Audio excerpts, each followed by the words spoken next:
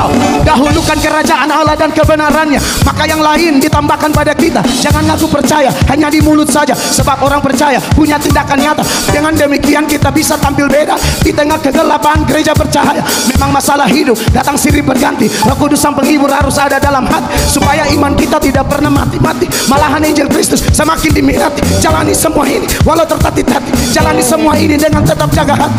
Firman yang kau dengar haruslah kau taati. Dengan demikian hidup bukan dikalau.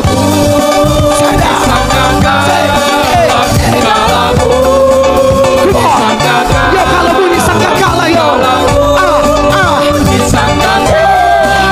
Haleluya. Aku berkata kepadamu, kasihilah musuhmu, berbuatlah baik bagi yang membencimu, mintalah berkat bagi yang mengutuk, berdoa bagi yang mencacimu.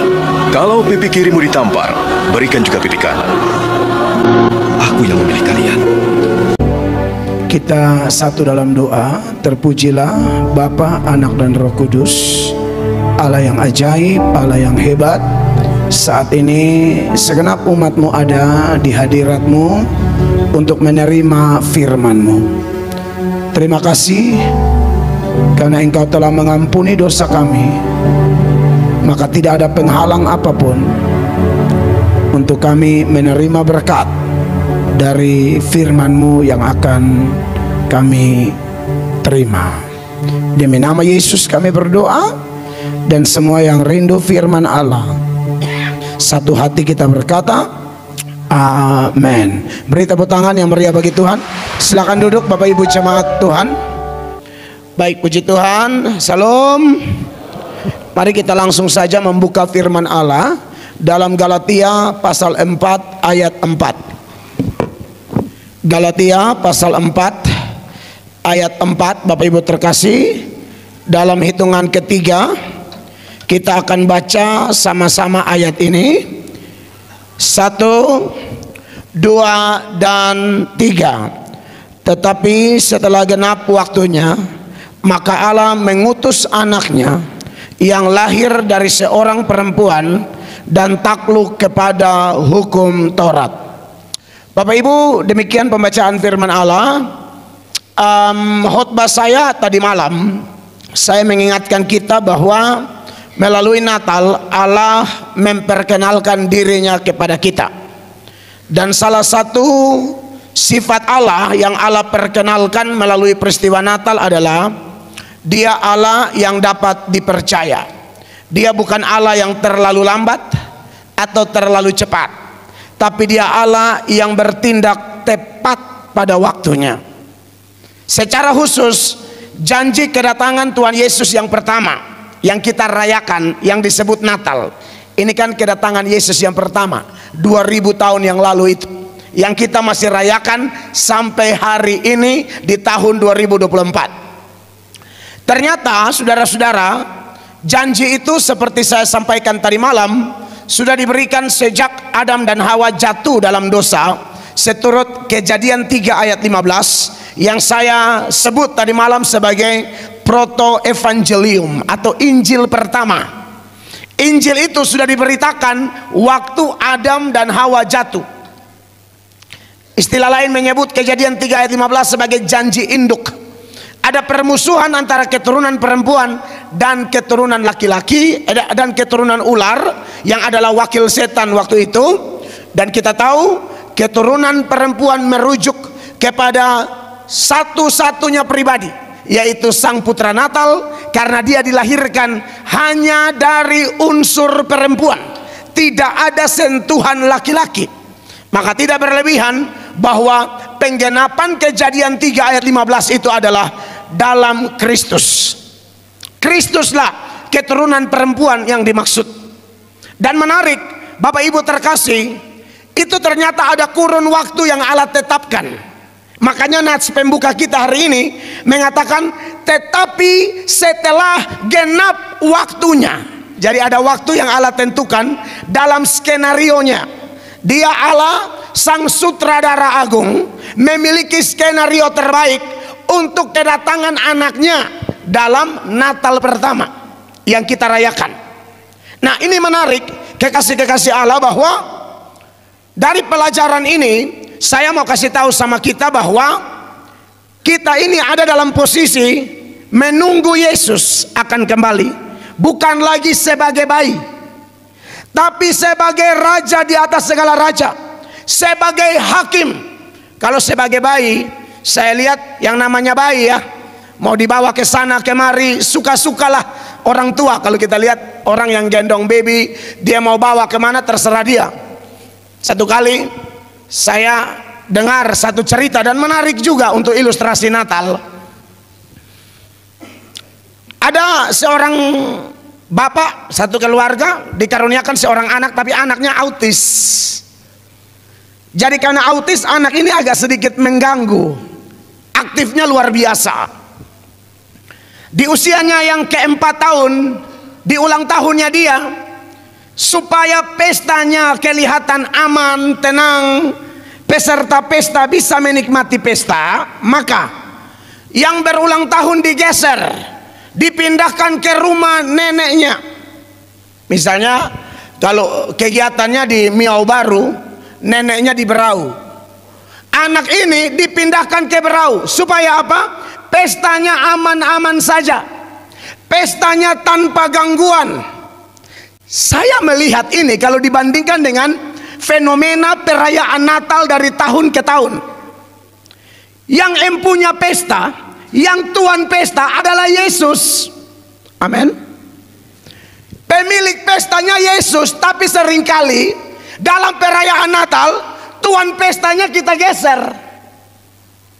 Karena tuan pesta ini akan dianggap mengganggu jalannya pesta. Saya tidak tahu di sekitar Miau Baru, Kombeng dan sekitarnya, saya tidak tahu.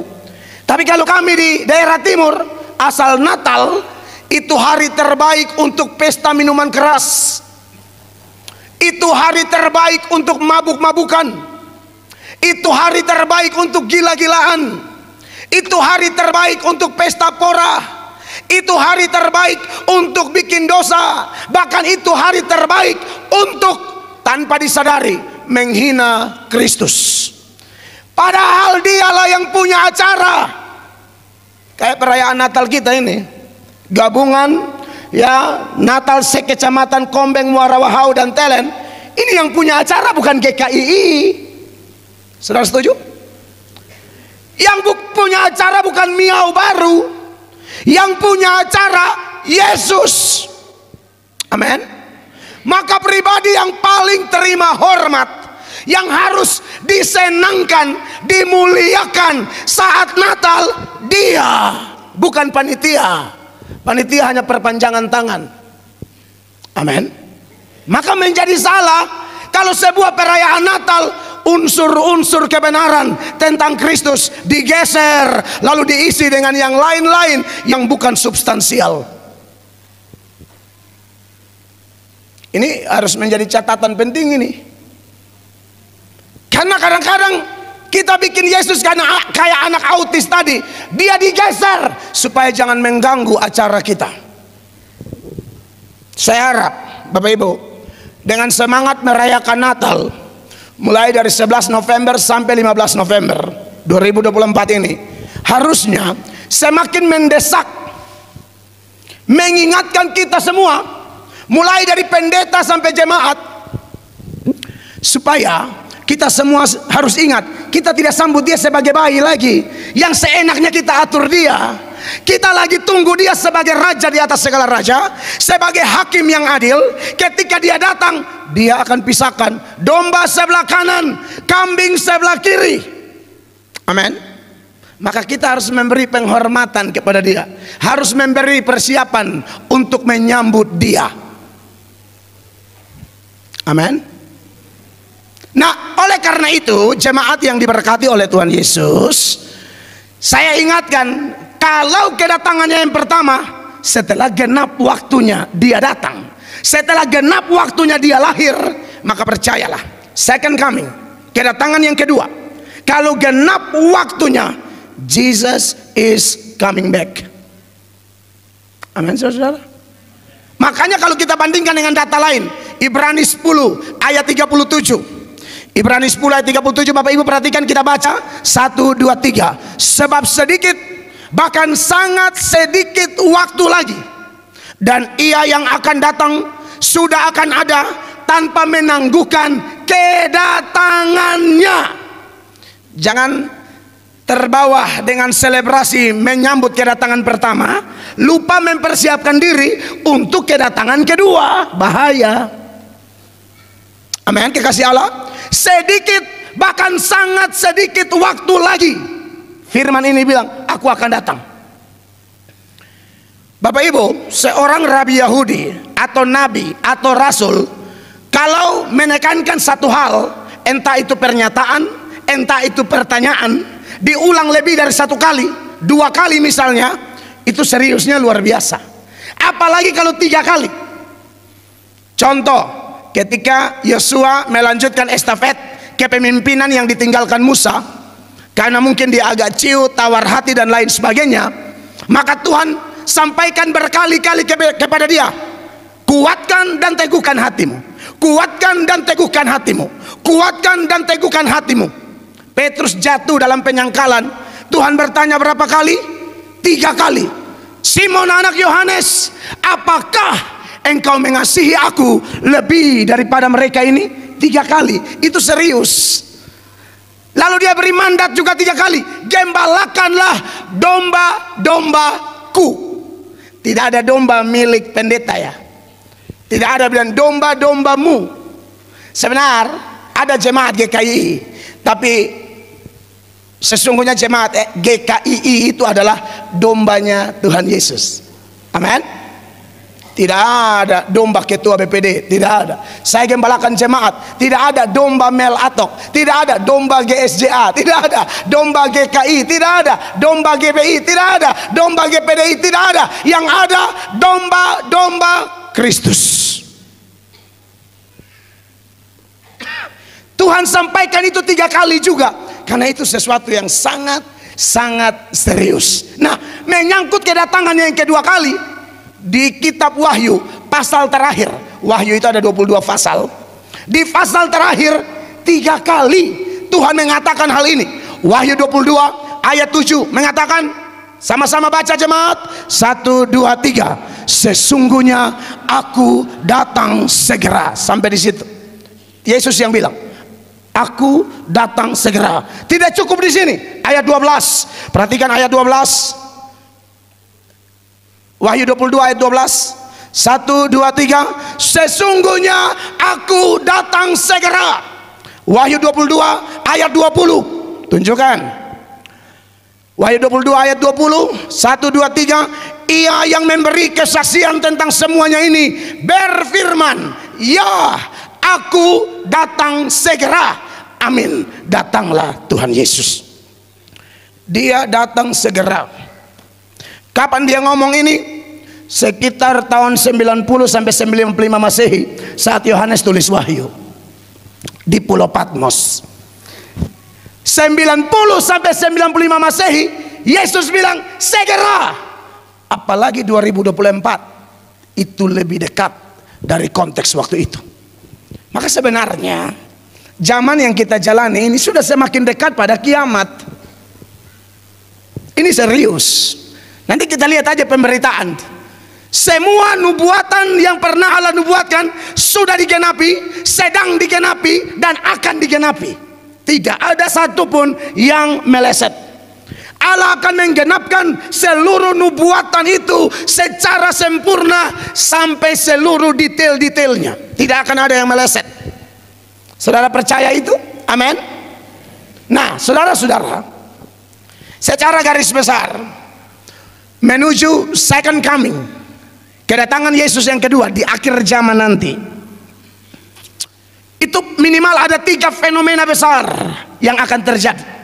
Yang pertama, akan terjadi penganiayaan kepada gereja. Itu tidak bisa dihindari. Matius 24 ayat 21. Silakan Ibu Gembala, Ibu istri saya bisa baca. Matius 24 ayat 21.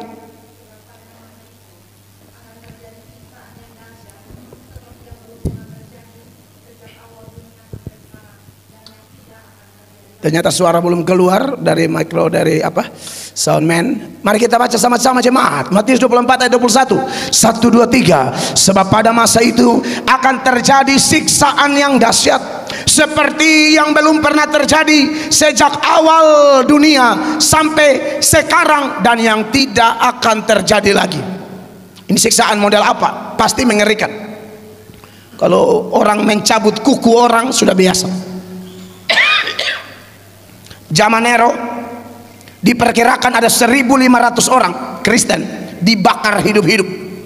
Nero itu maniak pesta, dan kalau pesta dia suka pesta taman, suka ada lampu. Lampunya siapa? Orang Kristen. Diikat di tembok-tembok, disiram dengan teh panas, lalu dibakar. Nero senang sekali melihat orang Kristen dibakar hidup-hidup. Entah penyiksaan apa yang sudah pernah terjadi di dunia ini, tapi menurut Matius 24 ayat 21 ini akan ada sebuah penyiksaan yang dikatakan belum pernah ada sejak dunia dijadikan. Makanya kalau saudara di Miau Baru ini atau Kombeng dan sekitarnya, kalau saudara merasa diri mayoritas, dengar Bapak Ibu, merasa diri saudara mayoritas Kristen, pesan saya sebagai hamba Tuhan, waspadalah, berjaga-jagalah. Tahu sejarah Konstantinopel? Itu pusat Kristen terbesar. Di manakah Konstantinopel itu? Istanbul, Turki. Sekarang Anda cek di Turki, lebih banyak Kristen atau lebih banyak yang lain? Lebih banyak yang lain. Hati-hati, jangan bangga dengan mayoritas.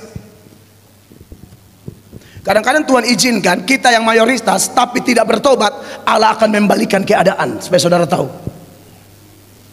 Dulu bangga banget zaman Kaisar Konstantin, ketika terjadi kristenisasi massal, karena dia adalah kaisar pertama yang menjadi Kristen, dan pusat kekristenan adalah di Turki, di Istanbul. Itu sejarah tak bisa dilupakan. Tapi hari ini banyak gereja di Turki beralih fungsi jadi masjid.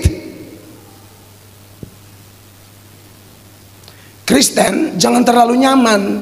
Kristen harus belajar Alkitab, bahwa apa yang Allah firmankan sudah digenapi, sedang digenapi, dan akan digenapi. Akan ada penyiksaan oleh antikris. Itu fenomena tidak bisa dihindari. Yang kedua, akan banyak bermunculan Mesias palsu di mana-mana. Makanya di Matius 24 ayat 24, sama-sama jemaat, 1, 2, 3. Sebab Mesias palsu dan nabi-nabi palsu akan muncul, dan mereka akan mengadakan tanda-tanda yang dahsyat dan mujizat-mujizat, sehingga sekiranya mungkin mereka menyesatkan orang-orang pilihan juga. Penganiayaan gereja akan terjadi dan akan lebih ganas. Penyesatan akan terjadi dan akan lebih ganas. Hari-hari ini di Indonesia aja, aduh kacau balau. Makanya kita yang kadang-kadang berlaku sebagai apologet, kita mengkanter beberapa orang yang ngakunya doktor teologi, tapi pemahamannya kacau balau dan menyesatkan. Tritunggal dirubah jadi Dwitunggal. Oh, Tritunggal itu tak terbantahkan. Itu mau seminar 2 jam pun bisa kita lakukan itu. Tentang doktrin itu, dasarnya sangat kuat. Ada lagi orang bersaksi pergi ke neraka, di neraka melihat setan siksa-siksa orang. Mana ada neraka adalah tempat setan menyiksa. Neraka itu tempat setan disiksa. Setan tidak mau disiksa sendiri, makanya setan cari teman. Pendeta hamba Tuhan penginjil yang sungguh-sungguh menginjil, kami cari teman supaya masuk surga. Tapi setan cari teman supaya masuk neraka, karena dia tidak mau disiksa sendiri. Neraka tidak diciptakan bagi kita, neraka diciptakan untuk setan. Tapi setan tidak mau disiksa sendiri. Catat itu Bapak Ibu. Maka dia munculkan penyesat-penyesat yang banyak, ya, nabi-nabi palsu, Mesias palsu, rasul-rasul palsu. Dan saya percaya kalau Mesias ada yang asli, ada yang palsu, nabi, ada yang asli, ada yang palsu, rasul, ada yang asli, ada yang palsu. Maka saya yakin pendeta pun bisa ada yang asli, bisa ada yang palsu. Pendeta kan tidak lebih tinggi dari nabi. Kalau nabi aja bisa palsu, apalagi cuma pendeta. Kalau pendeta bisa palsu, majelis pun bisa palsu. Kalau majelis bisa palsu, saya yakin mujizat pun bisa ada yang palsu, bahasa roh pun bisa ada yang palsu. Saya percaya ada bahasa roh asli, tapi saya juga yakin ada bahasa roh palsu. Bahasa roh yang asli itu sesuai Alkitab, berbeda-beda dan bisa dimengerti. Kalaupun tidak bisa dimengerti, berdoa, nanti Tuhan kasih untuk bisa menafsirkannya. Yang terjadi hari ini terbalik dengan Alkitab. Bahasa roh satu gereja sama semua, tidak cocok dengan Alkitab. Harusnya beda semua. Ini bahasa rohnya gembala, WL sampai kostor gereja sama semua. Ciki ciki ciki, ciki ciki ciki. Bosan ciki diganti cuka, ciki ciki ciki, makan ciki pakai cuka. Bayang. Saya tidak anti bahasa roh, saya cinta bahasa roh yang asli. Tapi hari-hari ini saya tahu fenomena di gereja-gereja banyak yang mengarang bebas, tiru meniru, sugesti doang, dan ini harus dikritisi. Karena tidak bisa merusak gereja dengan fenomena-fenomena seperti itu.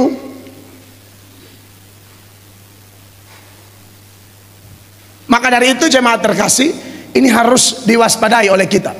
Dan fenomena yang lain adalah, jemaat terkasih, selain ada penganiayaan gereja, ada pengajaran-pengajaran sesat, juga ada yang namanya kebejatan moral.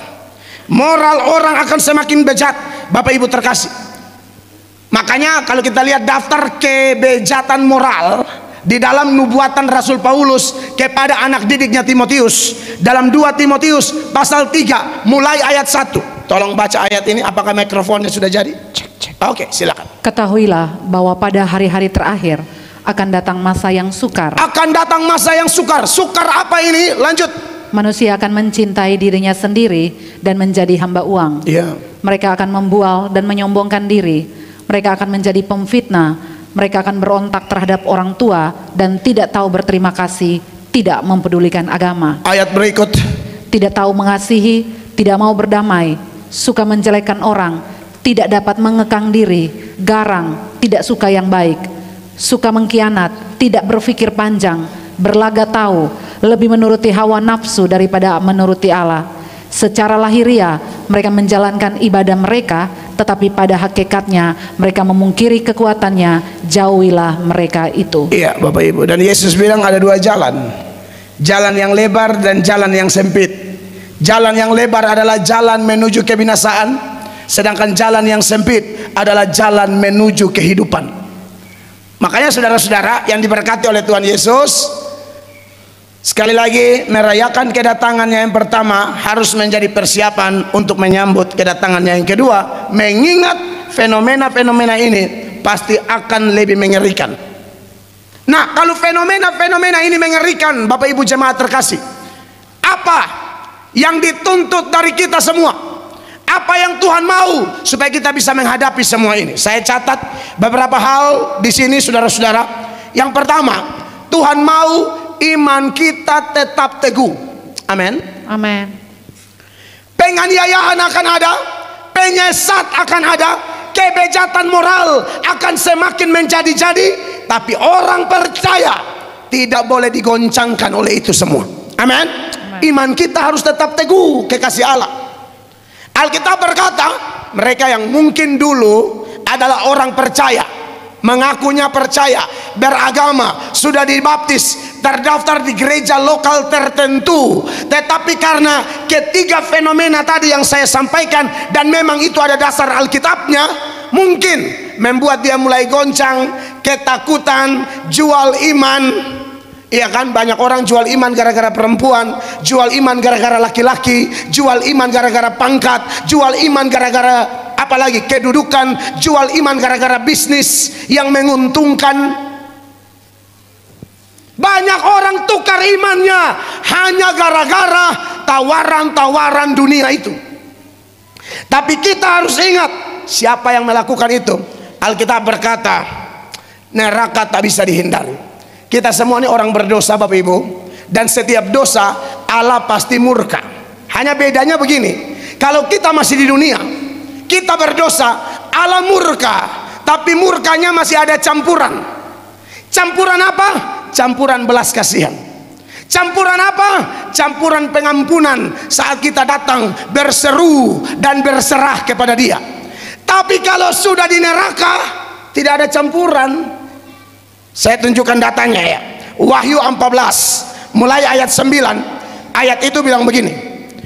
Dan seorang malaikat lain, malaikat ketiga, menyusul mereka dan berkata dengan suara nyaring, jikalau seorang penyembah binatang dan patungnya itu dan menerima tanda pada dahinya atau pada tangannya. Ini karena ketakutan akhirnya tinggalkan Yesus, ikut antikris, pakai tanda antikris 666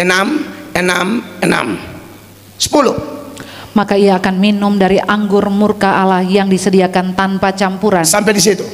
Tadi saya bilang kalau di sini sekotor apapun kita, kalau kita datang kepada Yesus, harusnya Dia murka.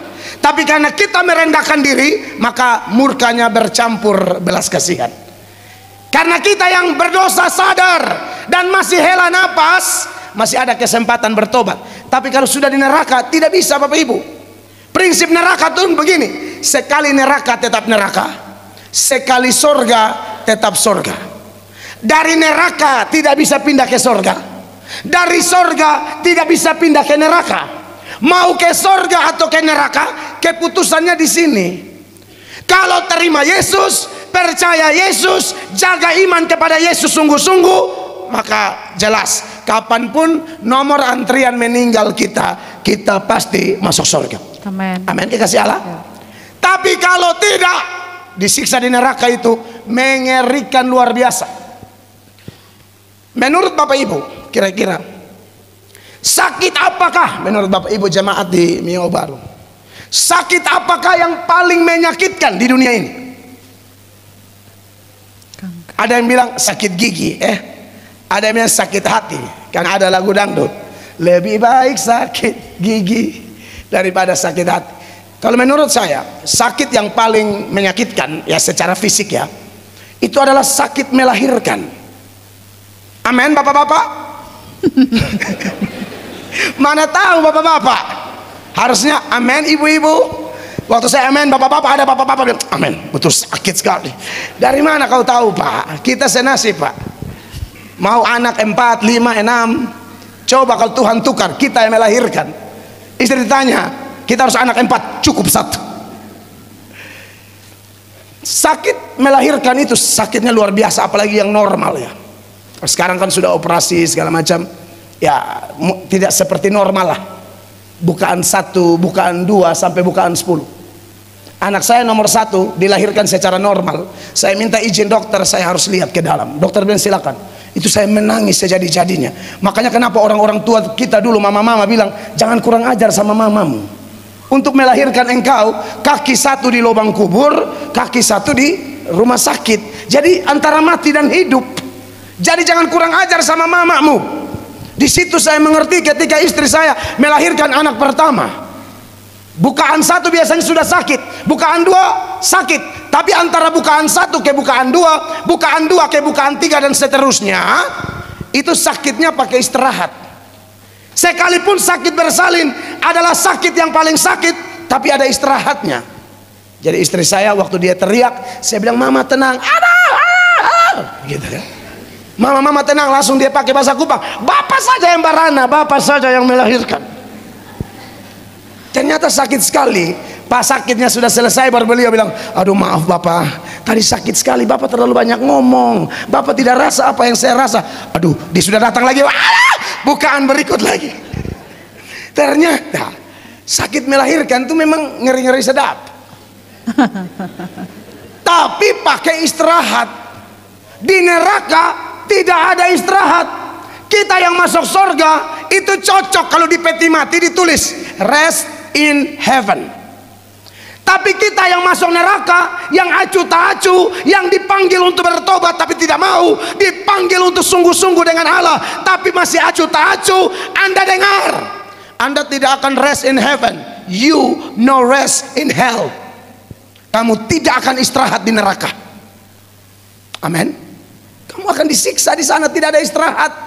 Makanya di ayatnya yang ke-10 tadi dari Wahyu pasal 14, perhatikan ayatnya. Dan ia akan disiksa dengan api dan belerang di depan mata malaikat-malaikat kudus dan di depan mata anak domba. Terus ayat 11.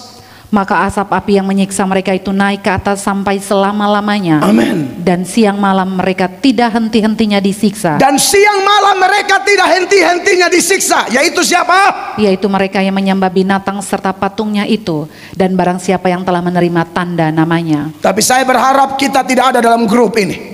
Amin Bapak Ibu. Amin. Yang mau masuk grup ini coba angkat tangan biar kita doa dan langsung kirim ke sana sekarang. Kita dididik di dalam menyambut Natal ini, sekaligus mempersiapkan diri untuk menyambut Yesus dalam kedatangannya yang kedua.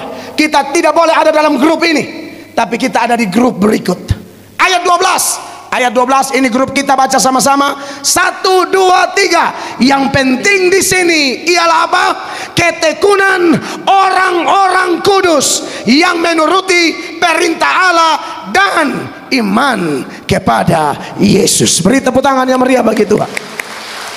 Para pengecut, para Kristen KTP pasti akan tinggalkan Yesus, pasti akan ketakutan. Tapi orang-orang yang punya iman teguh, haleluya, kita tidak akan digoncangkan. Sebab begini Bapak Ibu, waktu Yesus datang kedua kali, Bapak Ibu dengarkan baik-baik. Yesus tidak tanya berapa asetmu, berapa mobilmu, tanahmu berapa hektar, berapa uangmu di deposito, berapa mobil terakhirmu merek apa. Dia tidak akan tanya itu. Yesus tidak tertarik dengan pencapaian-pencapaian lahiriah kita. Yesus tertarik kepada sejauh apa iman kita tetap teguh. Sebab Lukas 18 ayat 8, sama-sama baca jemaat. 1, 2, 3. Aku berkata kepadamu, ia akan segera membenarkan mereka. Akan tetapi jika anak manusia itu datang, adakah ia mendapati iman di bumi? Yesus cari imanmu dan imanku. Dia tidak tanya, dia harta-harta kita. Aduh, Yesus itu pencipta langit dan bumi, laut beserta segala isinya. Dia yang punya. Dia tidak tertarik dengan hartamu, dia tertarik dengan iman kita. Amin. Amin. Iman bertumbuh dari apa? Mendengar firman Allah. Iman bertumbuh dari apa? Proses-proses kehidupan. Iman bertumbuh dari apa? Keintiman kita dengan Allah. Maka sibuklah, dengar Bapak Ibu, sibuklah mempertebal iman kita bersama. Sebab waktu kamu dan saya meninggal, Yesus tidak tanya yang lain, adakah kudapati iman di bumi? Yang kedua, apa yang dituntut oleh Kristus kalau dia datang nanti? Sekalipun ada fenomena-fenomena mengerikan itu, ada penyesat, ada penganiayaan, ada kebejatan moral yang semakin menjadi-jadi. Yang pertama dia tuntut iman kita. Yang kedua, yang Yesus tuntut dari kita adalah kesalehan kita. Yakobus bilang, iman tanpa perbuatan mati. Ngaku-ngaku beriman tapi jahat itu omong kosong. Bapak Ibu, ada dua jenis Kristen. Ada yang namanya Kristen bunglon, ada yang namanya Kristen ikan laut. Di sini agak jauh dari laut ya. Kalau di NTT itu pantai banyak banget. Pak Matias tanya saya, kalau kita ke Kupang lihat apa? Ya paling banyak pantai-pantai, dan pantainya masih pantai istilahnya pantai perawan, masih bagus-bagus, bukan kayak di beberapa kota yang pantainya kotor sekali. Aduh, kalau NTT selam ke dalam tidak mau keluar lagi ya. Mau di mana aja, mau di Sumba, mau di Alor, mau di Flores, mau di Kupang, mau di Rote, mau di Sabu, itu pantainya tuh masih benar-benar bersih. Ikan laut, sekalipun kita ambil dari laut, tapi untuk masak dia, goreng dia, harus ditaburi garam. Kenapa? Sekalipun dari laut, tapi dagingnya tidak otomatis asin. Kita masih di dunia Bapak Ibu, tapi Alkitab berkata, kita tidak boleh serupa dengan dunia. Berubahlah oleh pembaharuan budimu. Amin. Supaya kita bisa membedakan mana yang baik, mana yang berkenan, dan mana yang sempurna di hadapan Allah. Ingat Sadrak, Mesak, Abednego dan juga Daniel. Mereka ada di negeri orang kafir, tapi mereka tidak menjadi kafir. Ulang Bapak Ibu, mereka minoritas di Babel. Mereka orang-orang beriman di antara kumpulan penyembah-penyembah berhala. Nebukadnezar bikin patung yang besar dan paksa orang-orang menyembah. Tapi Sadrak, Mesak, Abednego ingat 10 hukum Allah. Hukum pertama, jangan ada padamu Allah lain di hadapanku. Hukum kedua, jangan membuat patung berupa apapun, seperti yang di atas langit, di bumi atau di bawah bumi, untuk disembah. Maka ketika semua orang ketakutan dan menyembah patung Nebukadnezar, Sadrak, Mesak dan Abednego tidak menyembah. Ini yang namanya ikan laut. Tidak menjadi kafir sekalipun di negeri orang kafir. Bahkan ada upaya-upaya aktif dari orang kafir untuk mengkafirkan mereka, tapi mereka tidak kafir. Bagaimana dengan orang Mio? Bagaimana dengan orang Kombeng? Jangan Anda yang Kristen tapi Anda kayak orang kafir. Yang berzina juga Kristen, yang selingkuh juga Kristen, yang mabuk-mabukan juga Kristen, yang percaya ilmu-ilmu kebal juga Kristen. Anda Kristen kafir. Dengar itu. Dengar itu. Malu sama Sadrak, Mesak, Abednego. Di negeri orang kafir mereka tunjukkan, aku anak Allah. Amin. Ini ngaku Kristen tapi jahat. Ada yang kayak begitu, bertobat Anda sebelum Tuhan kasih putus kau punya napas. Amin. Ini hari terakhir jadi berat, supaya saudara tahu. Saya tahu ini undangan terakhir, tapi sudahlah, santai aja. Amin. Jangan jadi Kristen bunglon di gereja. Haleluya. Seragamnya tadi malam biru, kuning, hijau. Saya terpukul dengan itu kostum loh. Itu budgetnya berapa banyak itu kostum terbaik tadi malam. Wah, itu berapa banyak itu? Hah? Haleluya. Maksud saya, oh wow, amazing. Dan tadi kita ngobrol-ngobrol, saya bilang itu salah satu manifestasi orang memuliakan Allah. Saya tidak persoalkan. Artinya memang yang jahit kostum untuk paduan suara, vokal grup, lakukan segala sesuatu seperti untuk Allah. Amin. Jadi maksud saya adalah kita jangan bunglon, jangan di gereja menyanyinya suara 1, suara 2, suara 3, suara rakyat. Lalu di luar kita kayak bunglon. Bunglon itu kan begitu toh. Di merah dia merah, di biru dia biru, di kuning dia kuning. Bunglon itu mencocok-cocokkan. Di gereja kayak malaikat, di kantor kayak setan. Nah gitu tuh. Di gereja menyembahnya haleluya sampai rasa-rasa dia mau ganti ini lampu-lampu di plafon. Menyembah sambil perbaiki lampu. Haleluya, haleluya. Bapak Ibu, tolonglah. Paulus bilang, kamu suratan yang terbuka yang dibaca oleh semua orang. Kita ini transparansi Kristus. Kita seperti ikan dalam akuarium. Orang melihat gerak-gerik kita, bukan hanya sekedar pengakuan atau gantong rantai salib, anteng salib, apa segala macam salib. Itu hanya aksesoris luar. Allah mau betul-betul perilaku kita, sifat kita mencerminkan perilaku dan sifat Kristus. Karena kita transparansi Kristus. Amin, Bapak Ibu. Amin. Dunia ini akan hancur, akan kiamat, saudara. Waktu kiamat Tuhan habiskan seluruh dunia ini. Dan yang Allah minta orang percaya, kita yang saleh mempercepat kedatangan Tuhan yang kedua kali. 2 Petrus 3 ayat 11. Tekan, haleluya. Perhatikan ayat ini saudara, sama-sama 1, 2, 3. Jadi jika segala sesuatu ini akan hancur secara demikian, dengar betapa suci dan salehnya kamu harus hidup. Amin. Bapak-bapak, saya dengar di sekitar sini nih ada tempat prostitusi. Di mana begitu?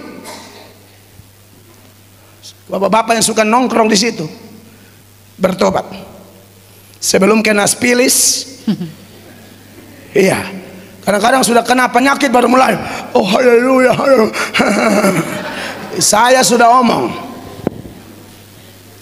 Buat masyarakatku orang NTT, kalau ada di ruangan ini, tolong, saya dari NTT, kita dari NTT datang merantau di sini. Apalagi kamu agama Kristen, tolong tunjukkan kesaksianmu. Jangan bikin malu nama Tuhan.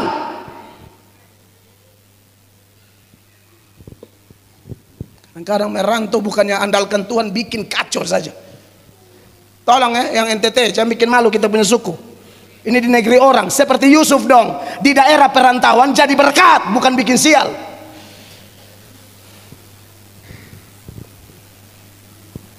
Amin. Kadang-kadang saya pergi ke beberapa daerah tuh dengar kabar, aduh bapak-bapak dari NTT ya. Iya, kenapa? Aduh minta maaf Pak ya. Minta maaf. Apa? Kemarin ada orang-orang bapak bikin masalah di sini. Bla bla bla bla bla bla. Aduh, pusing kepalaku. Tunjukkan imanmu. Kadang-kadang dari NTT sana rohaninya bagus, pas keluar tambah kacau.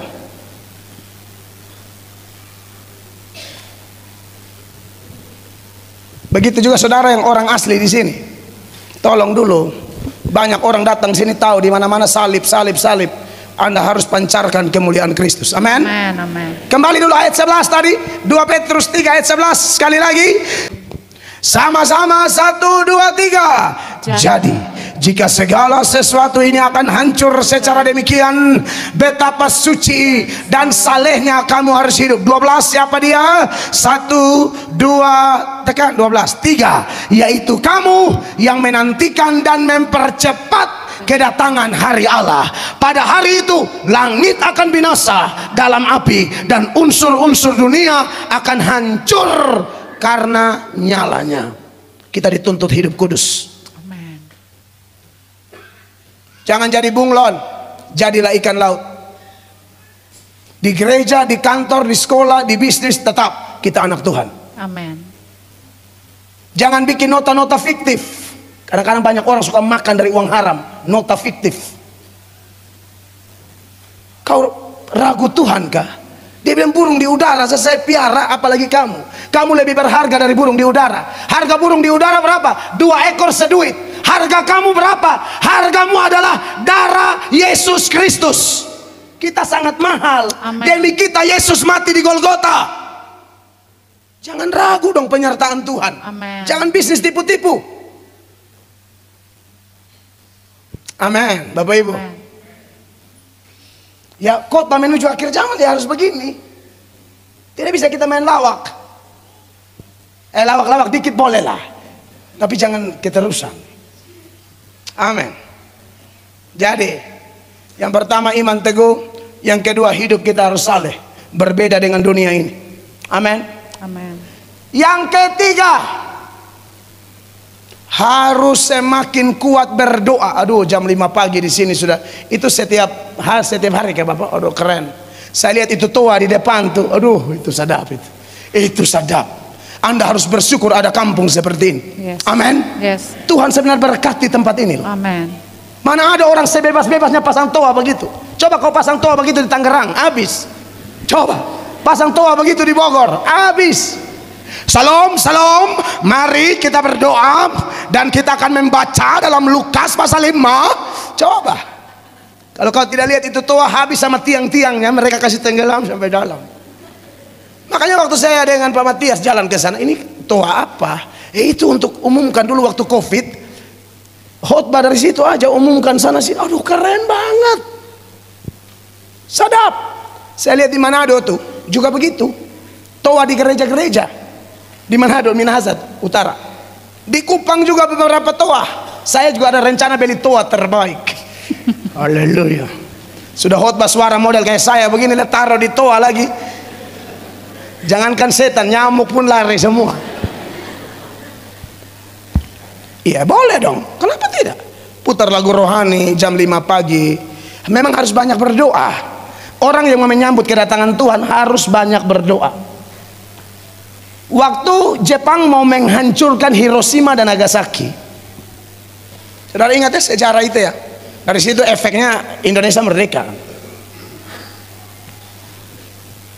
Itu ternyata sudah biasa pesawat terbang di atas Hiroshima dan Nagasaki. Karena saking biasanya pesawat terbang, mereka tidak hati-hati. Mereka pikir semua pesawat sama, padahal salah satu pesawat bawa bom. Mungkin Anda sudah sering dengar khotbah ini, tapi hati-hati. Mungkin sudah biasa, hati-hati. Karena bicara tentang kedatangan Tuhan, ada yang universal, tapi ada yang individual. Tuhan datang jemput kita.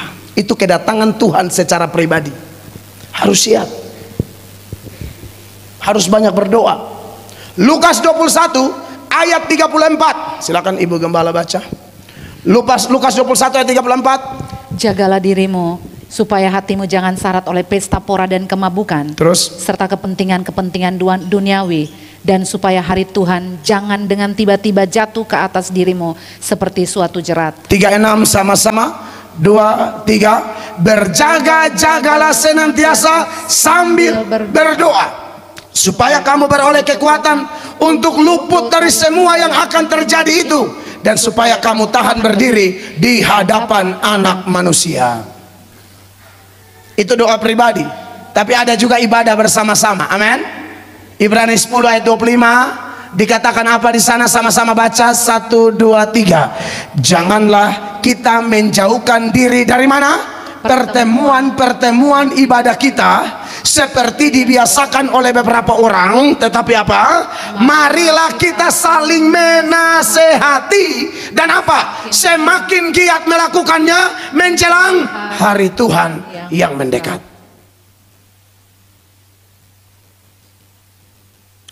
Kita punya kegiatan ini disertai dengan olahraga segala macam toh. Di beberapa gereja Bapak Gembala, saya lihat kalau kegiatan bersamaan begitu, orang lebih tertarik olahraganya, Pak. KKR-nya kurang. Padahal Alkitab bilang begini, latihan badani terbatas gunanya, tapi ibadah berguna dalam segala hal. Kalau ibadah, dengar firman, kurang selera dia. Tapi kalau ada pertandingan voli, suaranya paling besar, ya hantam, laco, ya. Dia seolah-olah paling jadi pahlawan di situ. Coba kau menyanyi buka suara begitu waktu lomba, wah, keren. Amin. Maksud saya, dijagalah keseimbangannya. Jangan sampai terlalu ngotot yang kegiatan-kegiatan lahiriah yang terbatas gunanya, lupa bahwa ibadah ini ada kuasa. Amin. Dalam ibadah itu ada berkat. Tuhan bilang, aku akan membuat perbedaan antara orang yang beribadah kepadaku dan orang yang tidak beribadah kepadaku. Dan yang terakhir, benar-benar terakhir, beberapa wajah mencurigakan ya. Pas 1 jam, haleluya. Yang terakhir adalah yang Tuhan tuntut dari kita menjelang second coming, kedatangan Yesus yang kedua. Sekalipun ada kebejatan moral, ada penyesatan di mana-mana, ada penganiayaan di mana-mana, tapi Tuhan mau kita tetap memberitakan Injil. Gereja Kemah Injil, sekali lagi ada kata Injil di situ. Kita harus tambah bernyala-nyala dalam kabar Injil. Amin. Lakukan itu amanat agung, the Great Commission. Itu prioritas gereja. Amin, kekasih Tuhan.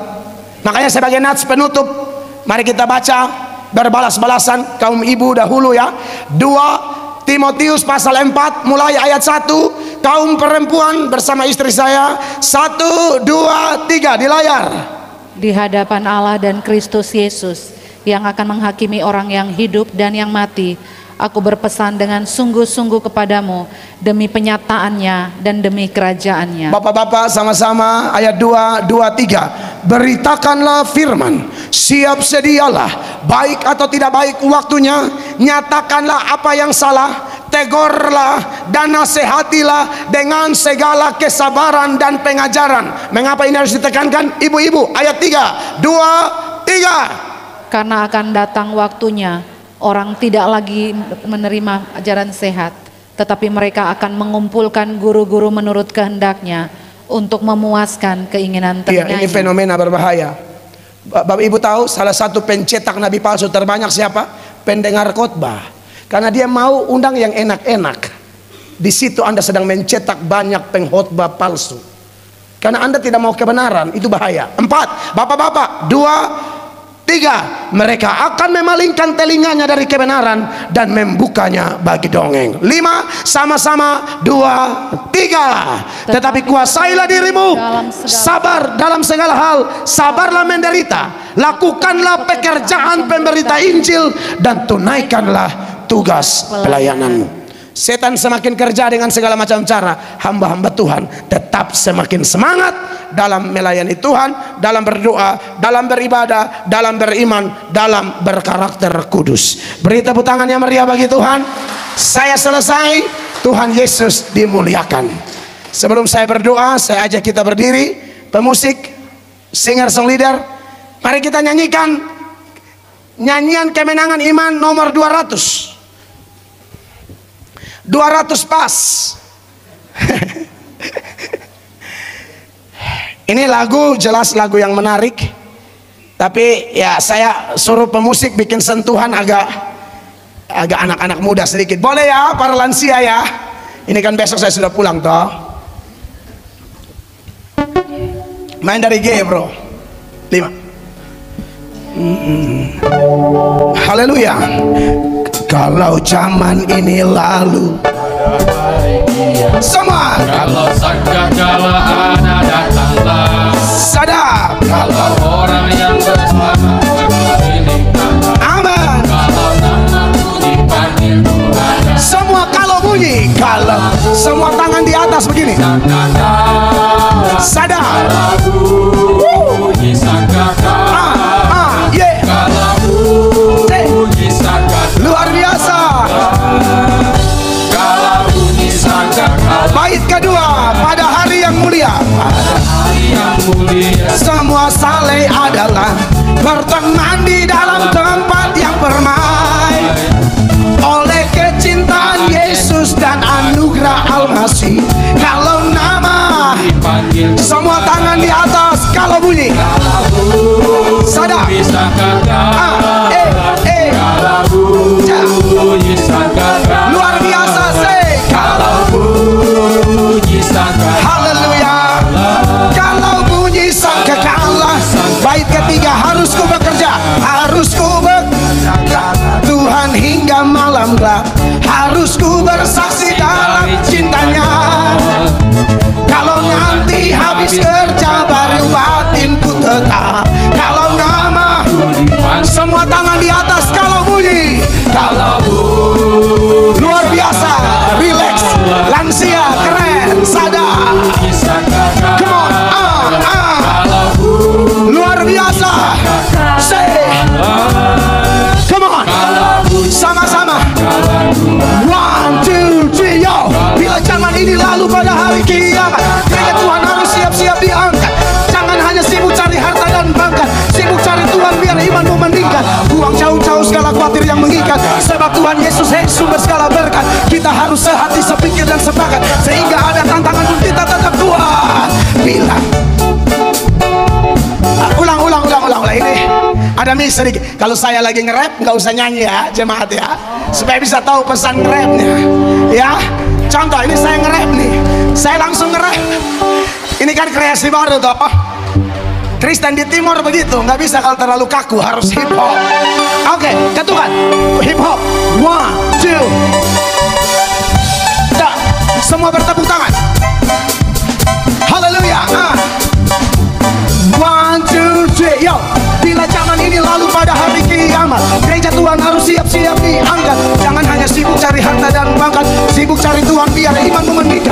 Buang jauh-jauh segala khawatir yang mengikat, sebab Tuhan Yesus sumber segala berkat. Kita harus sehati, sepikir dan sepakat, sehingga ada tantangan pun kita tetap kuat. Langit dan bumi ini pasti akan berlalu, tetapi firman Allah tak akan pernah berlalu. Doa dan baca firman harus bertalu-talu, dan kalau bersaksi oh jangan malu-malu. Tinggal di dalam firman, hidup bersih selalu, tetapi tanpa firman hidup ini bikin malu. Jangan dikendalikan oleh masalah kehidupan yang lama, biarkan berjalan.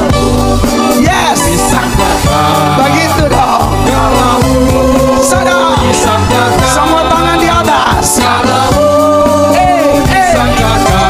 Luar biasa, lebih dahsyat lagi. Kalau bunyi sangkakala, kalau bunyi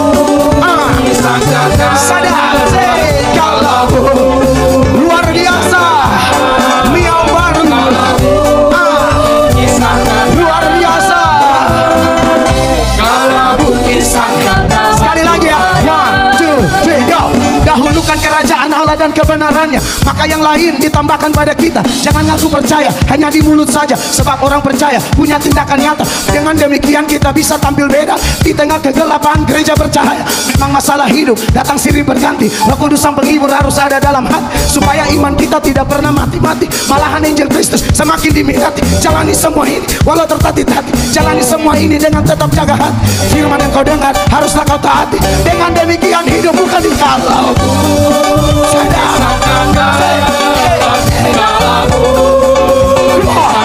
Yo kalau bunyi sangka kalah yo. Haleluya. Sekali lagi lebih dahsyat semua. Mio baru menyala abangku. Yes, sadar. Luar biasa. Sadar. Siap. One, two, three, yo. Aku diberkati, kamu diberkati, kita yang di sini semua diberkati.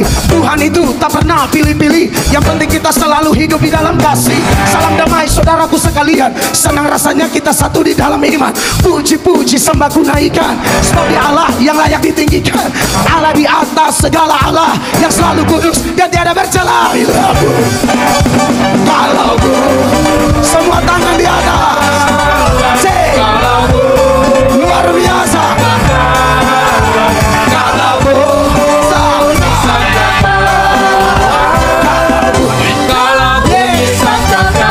One more time, kalau bunyi sama.